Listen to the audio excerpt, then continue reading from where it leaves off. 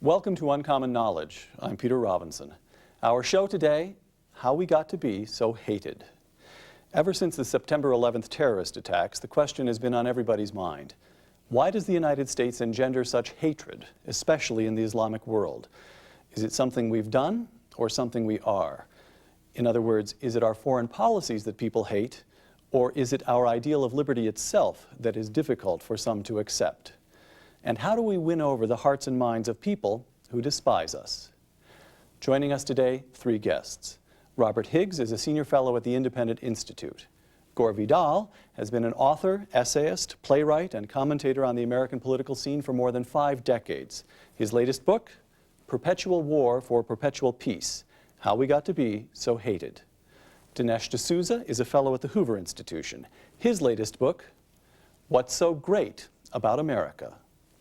Vitriol and Apple Pie. I begin with the words of Gore Vidal.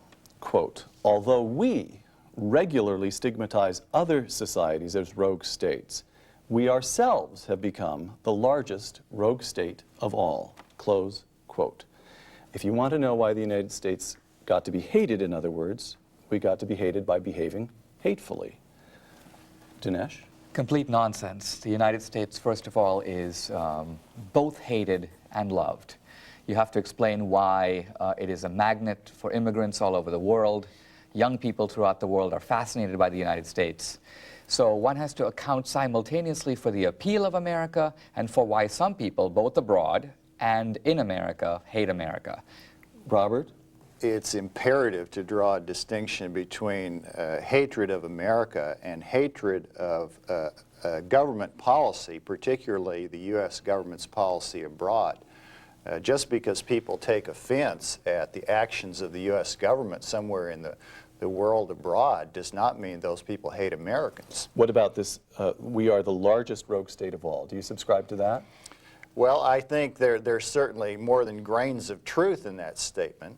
I'll give you the opportunity to save us a whole show of time by saying you didn't really mean it. I certainly meant it. And I'd love to know about all these people who want to come, who emigrate here. It's been a long time since a Norwegian has asked for a green card. People don't leave Europe for the United States. We get a lot of people from south of the border, particularly countries that we have destroyed as a rogue state. We've Guatemala, Nicaragua, Chile. We've had our heavy hands in their affairs. So we get a lot of refugees from south of the border. Also from Southeast Asia, where we ran amok for some 13 or 14 years. Yes, they try to come here, and that's perhaps their revenge in a way. And, but the first world countries do not regard us with anything except some irritability and at times fear. Well, the irritability is justified. The first world countries, used to run the world and don't anymore. So there's more than a We're degree. talking about Europe. We're talking about Europe. Europe used to run the world and used to run the world by force. I mean, the British ruled India with a heavy hand. They had 100,000 troops there. The appeal of America that is astonishing is it is not primarily the appeal of force. You walk into a hotel in Barbados or Bombay and the bellhop is whistling the theme song from Titanic. That's a different kind of appeal. And as an immigrant from India, in my case, it seems to me that my reason for coming here has little to do with America destroying my country and everything to do with the fact that if I lived in India, my destiny, my life, would to a large degree have been given to me, shaped for me. Whom to marry, what to become, what to believe, all these decisions are, in a sense, enforced by the society, by parents, by culture, by norms, by rules. In America, by contrast, I feel that to a large degree I can write the script of my own life. Let's bring us up to the present conflict, September 11th. Now, quoting you yet again, Gore Vidal, quote, that our ruling junta might have seriously provoked Osama was never dealt with, close quote.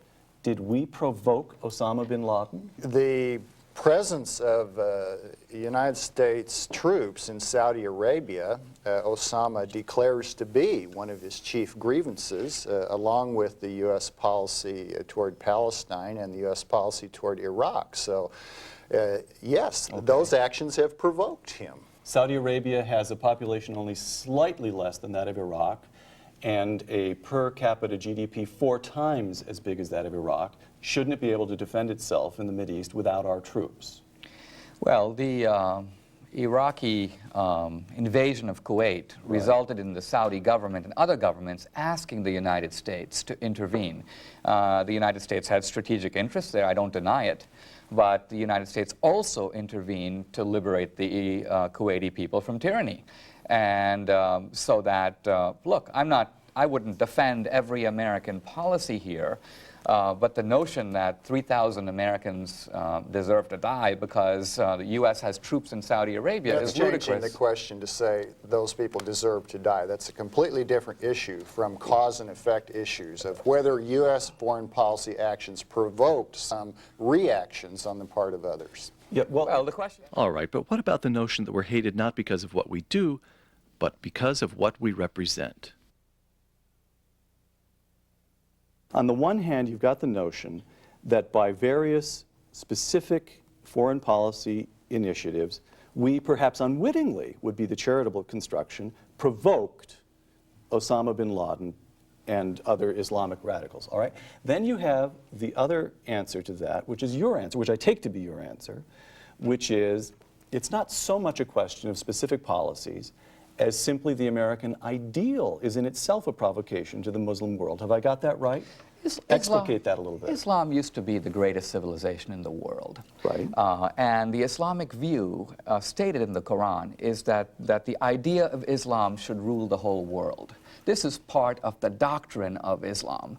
Now, the Crusades were mounted to stop the forces of Islam. They were unsuccessful. Something has happened in the past couple of hundred years in which this once great civilization has now been reduced to insignificance. About all that it produces of any value is oil. When is the last time you heard about a great Islamic invention or discovery? So what you have is an envious, humiliated civilization lashing out against a more successful civilization that is making inroads into Islam because of the tremendous appeal of its ideas. In that sense, yes, we did provoke Osama, but Osama is, in a sense, lashing out at the superiority and justified superiority of American civilization. Now let me quote Dinesh to you. The Islamic fundamentalists don't object to the excesses of American liberty alone. They object to liberty itself. We are an affront to their way of life. I find generalities of this nature totally irrelevant to any discourse. You cannot generalize about Indonesia, Malaysia, Saudi Arabia. This is not a monolithic culture, Islam. Well, you generalized about America. Yes, because I'm an American.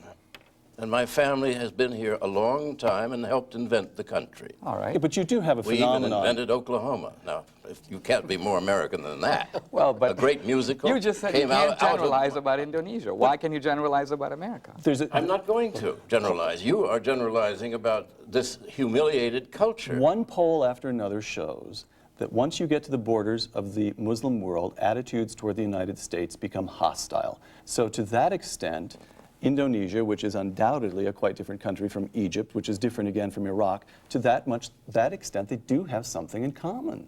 They share a religion and to some extent a culture, but they certainly share anti-Americanism. And my question is, how come? Let's look at this. You had 3 ancient civilizations. You had the civilization of India, of China, and of the Islamic world. These were the 3 advanced civilizations in knowledge, in learning, in art. Now, India and China have made powerful efforts, if you will, to embrace Western modernity, to embrace technology. And if you look at, for example, the technological revolution, the Indians and the Chinese are a big part of it. Silicon Valley, lots of Indians, lots of Chinese. All I'm saying is that the huge events that have transformed the West, the Renaissance, the Reformation, the Enlightenment, the Scientific Revolution, it's a historical fact that those events had very little impact in the Western world. And I would... in the world of Islam, you mean? I'm sorry, in the world of Islam. And Right. so you have a civilization that's been left behind by Western modernity. Now, why is that not a fact? You buy that reading? I think these considerations have virtually nothing to do with the 19 young men who chose to kill themselves and crash airplanes into buildings on September 11th. Those people were goaded by altogether different concerns than the historic humiliation of the world of Islam. May I quote to you? Let me quote someone who agrees with Dinesh and knows a thing or two about the world of Islam. Salman Rushdie, quote, "Even if a Mideast peace agreement were arrived at tomorrow, that is to say, Israel were taken off the table as an irritant or provocation, as you might put it, anti-Americanism would probably not abate. It has become too useful a smokescreen for Muslim nations' many defects, their corruption, their incompetence, their oppression of their citizens, their economic, scientific, and cultural stagnation." Well, then the opposite view in the mirror is what we think about them. We need Islam at the moment because we have to have an enemy, and since the Russians unsportingly gave up and communism faded away, now we've got the Muslims to hate. And boy, we do demonizing rather better than most people. It wasn't the United States that invited this. This was an unprovoked attack on the American mainland. So the demonization didn't begin until they killed a whole lot of our people. Now, oh, come on, here, let me put it this way. The United States, if one looks historically, you talk about it as this rogue power. The United States destroyed Germany and Japan and rebuilt those two countries. The United States is the only country I know of that when it's in a war with another country drops food to avert starvation on the part of civilians. I don't see the Mongols running across Central Asia and distributing bowls of Mongolian beef. I don't see the Europeans when they were decimating other countries handing out food to people. America is an abstaining superpower. Imagine what would have happened if the Soviet Union won the Cold War, how they would have used that power to level and destroy other countries. The United States shows no interest in taking over the rest of the world. I don't think the average American cares how someone lives in Iran or in Afghanistan. It's only when they come down and knock down our buildings that people get a little ticked off. That's an excellent point. The average American does not care what's going on in Afghanistan, but the government of the United States does care. Why? And because Why? there The are government of the United States, there are interests who about. have influence with the government who do care about what goes on in Afghanistan, and they have been caring for a number of years before these maniacs ran the airplanes into the buildings. Your view would be then, get the troops out of Saudi Arabia. Your view would be a kind of American version of Little Englander. That is this Pat Buchanan phrase, a republic, not an empire, right? You'd like us to withdraw withdraw from foreign entanglements. I believe to use George such a Washington's withdrawal from global interventionism would serve the interests of the great mass of American people. Now, Dinesh, we have troops in 150 countries. Is there not a point here? I do think that with the end of the Cold War, there canon should be a reassessment. For example, I think that the slack Europeans could pick up a lot more of their own defense, and the United States doesn't need to have that many troops there. So I'm not defending the status quo, but I am saying that very often the United States' interventions abroad, although they are in our self-interest and should be, they also help promote humanitarian interests. The United States defended the rights of Muslims in Bosnia. The United States acts to, whenever there's a famine, whenever there's genocide, everyone comes running to the United States, please help. So the United States is de facto the world superpower, and the world does look to the United States. And your view would be that from the Second World on, we've gotten it all wrong. We've done more harm than good? Yeah. You have to make a division between American people, as you just did. The American people, by and large, are non-interventionist. We did not want to go into World War I. We did not. 80% were against going into World War II. Until Pearl Harbor. Until Pearl Harbor. Right. So it's not the American temperament. It's our form of government, and corporate America is the current cliche for those who govern us. Well, nobody will get into the subject of what we're doing in Afghanistan. Now, I'd be very interested if the New York Times might write a story about what's going on, why we started bombing it. What do you suspect us of? What you are suspicious of us? What do you suspect us of doing in Afghanistan? I don't suspect us. I know that there was a contingency plan at the Pentagon for an invasion of Afghanistan in October of '01. Now, why would we bother with Afghanistan? You anticipate my question. Well, why would we bother? Right. The greatest supply of oil and natural gas on Earth is in the old Russian republics of Kyrgyzstan and Takistan and so on. There are about 5 republics. We have 60,000 troops in these various republics, living in tent cities.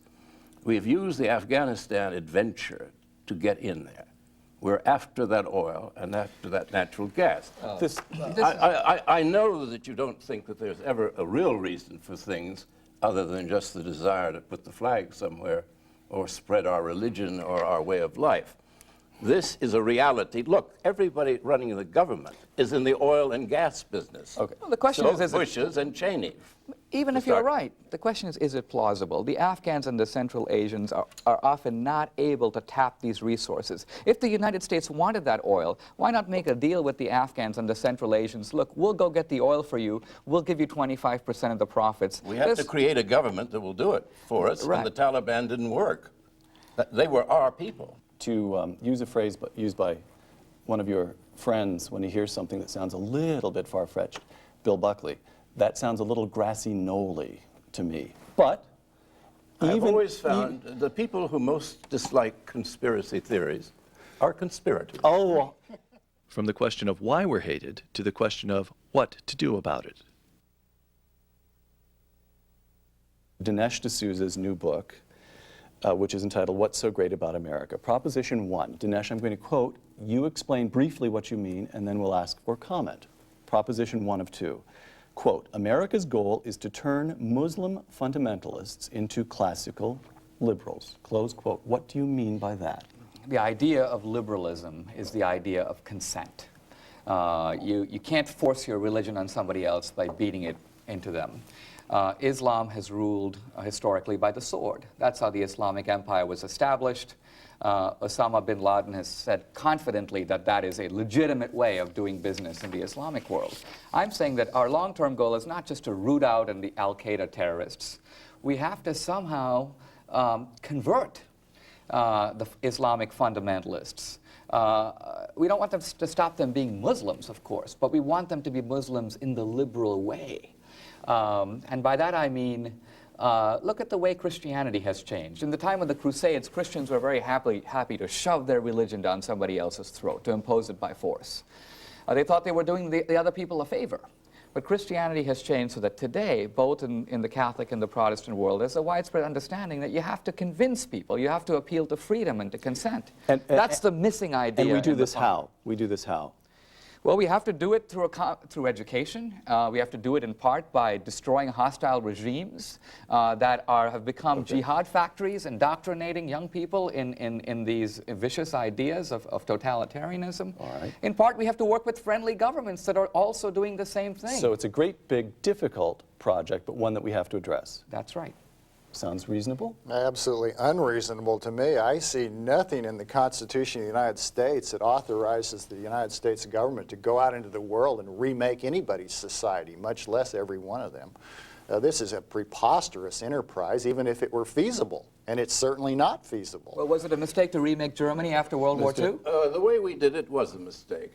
Wherever we went. After the Second World War, Japan, Germany. All right. They are the two most politically corrupt countries, aside from the United States, in the world.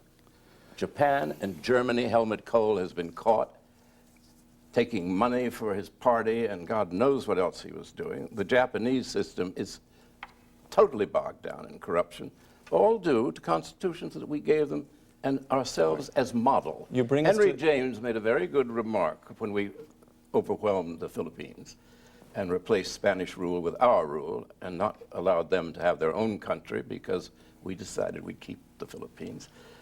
He said, I cannot see them benefiting from government by Tammany Hall. On to Dinesh's second proposition, not about the nature of Islam, but about the nature of America. Dinesh, quote, America is a new kind of society that produces a new kind of human being. That human being, confident, self-reliant, tolerant, generous, is a vast improvement over the wretched, servile, and intolerant human being that traditional societies have always produced and that Islamic societies produce now. Close quote. I'll give you a couple of sentences to explicate if you'd like. The idea of America is based upon the self-directed life. Most of these societies, Islamic society and Islamic theocracy being the radical contrast, it's based on the idea that somebody else, the mullahs, the Sharia, is going to tell you how to live your life. And that's why young people are naturally attracted to America. Because America says to young people, whom to love, who to marry, what to become, what to believe, that's something you decide for yourself. That's the appeal of America. That's why the immigrants come. That's why young people love the idea of America. It is the idea, if you will, of being the architect of your own destiny. And that appeal has universal attraction. That appeal has universal attraction and is universally hated by the people who want to tell other people how to live their life. Robert? In my mind, what is genuinely unique about America is the ideal of creating liberty, a free society where people would be able to make their own way without interference with their cultural or especially interference from the powers of government. Unfortunately, as a result of the way our history has unfolded, our government has grown big and intrusive and pervasively involved in directing every aspect of the lives of individuals in this country, so that the ideal has been throttled over time. And we're still rich, so we attract people from other parts of the world. But it's pure materialism now. But our ideal, what sets us apart from other rich countries, has largely been lost. All right. Now, you are proudly an American, and you, as your list of titles show, have carried on a love affair with this country, writing one marvelous historical novel. I'm quite happy to disagree with you, but call your prose marvelous. One marvelous historical novel after another. I would say my underlying motif is don't indulge in so much self-love. We are far from perfect society, and the more we boast, the more odious we seem to others, and more ridiculous, in my eyes, we seem to ourselves. Do you find us odious, or do you find us fundamentally good, and you're trying to warn us against arrogance on the fringes, so to speak? It's the arrogance at the heart. Arrogance at the heart. We've heard Dinesh D'Souza's proposals. What would Gore Vidal and Robert Higgs do to stop all this anti-Americanism?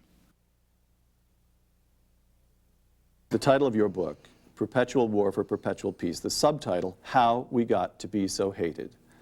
I now give you the opportunity to enact one reform that would make us less hated.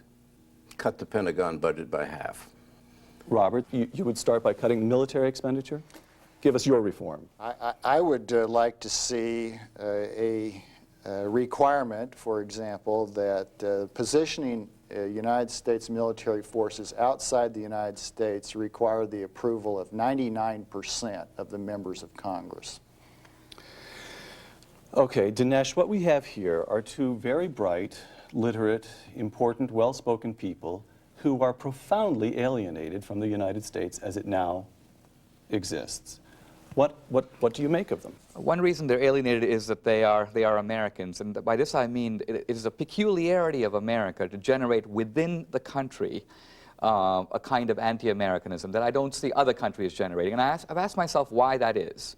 I think one reason is that I'm comparing America to other countries. I'm using an historical or comparative standard. Americans tend to use a utopian standard. They tend to judge America by a standard that no other country could survive, and therefore they sneeringly say, well, Americans are only pursuing their self-interest. They're only after oil. They're only after resources, but you expect everybody else to pursue their self-interest. So the very fact, I mean, look, if the Chinese or the Arabs kill 10,000 of their own people, what is the world reaction? Most people sigh, and then they go back to eating their breakfast. And why? Because people kind of expect the Chinese and the Arabs to do that. But if America, in the middle of a war, accidentally kills 200 people, bombs a school or a hospital, it's a worldwide outrage, there are protests, there's an investigation, people are hauled before the hill. What does this mean? This, to me, testifies to the moral superiority of America, because it is judged by its own residents and by others by a standard that no other country could meet. Last question. 10 years from now, will relations between the United States and Islamic countries be better or worse? Robert? I see no reason to believe they'll be better. I believe that what's being done now by the United States military forces abroad will create a bottomless reservoir of future terrorists. Gore Vidal? I would agree with that. We are making every wrong move, and we will continue to do so. The first law of physics, there's no action without reaction. Americans are born not believing that. So we do all sorts of terrible things to other people, and then we're surprised that they don't like it, and they strike back. Dinesh D'Souza, 10 years from now. I think that the goal of U.S. foreign policy should be to replace the totalitarian regimes in Iraq and in Iran, and to work to introduce Western ideas of capitalism, science, and democracy to the Islamic world. If we do that, we will find a world that is much more friendly, and also in which the people there have more freedom and more prosperity, which are the sources of their discontent. Dinesh D'Souza, Robert Higgs, Gore Vidal, thank you very much. I'm Peter Robinson for Uncommon Knowledge. Thanks for joining us.